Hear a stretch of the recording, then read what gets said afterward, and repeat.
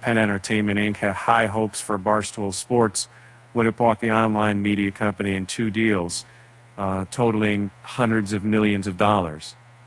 Now, the regional casino operator is selling the business back to its controversial founder, Dave Portnoy, for just the benefits bigger.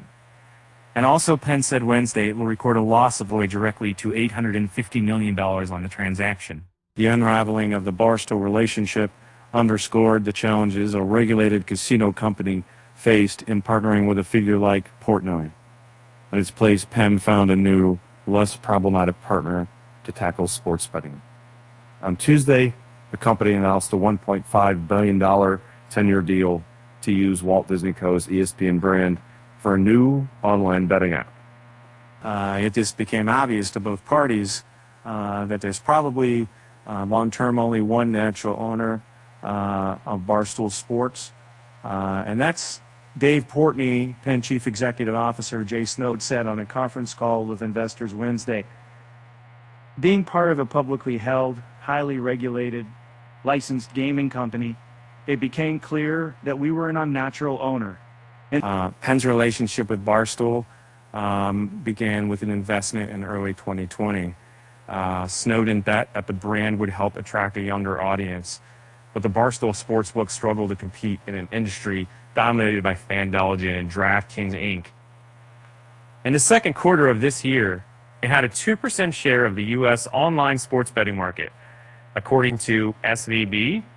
Moffett-Nathanson operated Barstool Sportsbook failed to take off in part because gamblers preferred other apps with better technology, said Chris Grove, a partner emeritus at the research firm Eilers & Krejcik Gaming LLC. Penn lacked a large existing base of fantasy sports players, which Grove said has been a massive advantage for rivals. Although Barstool Sports has a loyal group of followers known as Stewies, its reach pales in comparison to ESPN. Barstool created headaches for Penn in the gambling industry. Snowden urged investors to be patient after articles on the website. Insider detailed sexual misconduct claims against Portnoy. Portnoy denied the allegations and said any sexual relations were consensual. But the accusations led some state regulators to review Penn's business.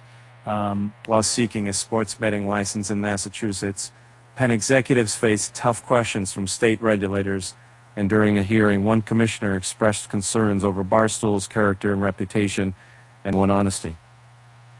The state eventually approved Penn's betting license with conditions.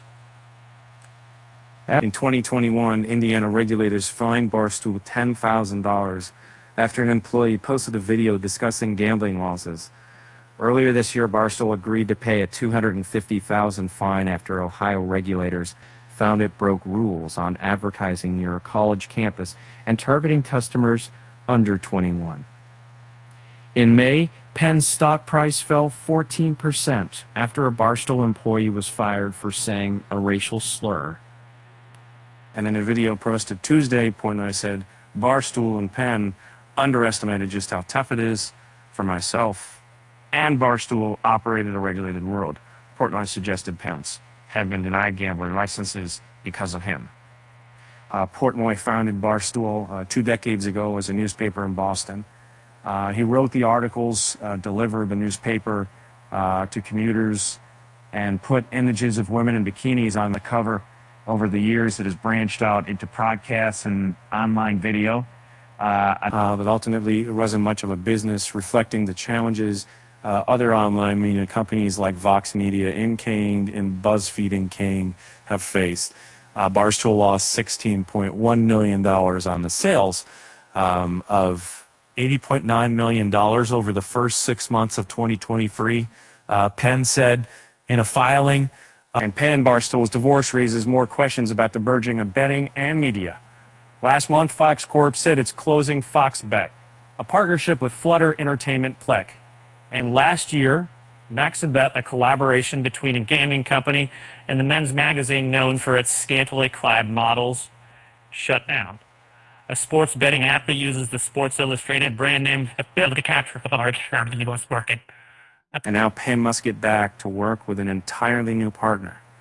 On the Wednesday conference call, Snowden said that in addition to the roughly $150 million of the year Penn's paying ESPN, the company will spend an equal amount with other media outlets. More costs will come as the company offers free bets to customers in new markets to introduce the brand. We certainly can't wait to roll up our sleeves and get started with our partners at ESPN starting today, he said.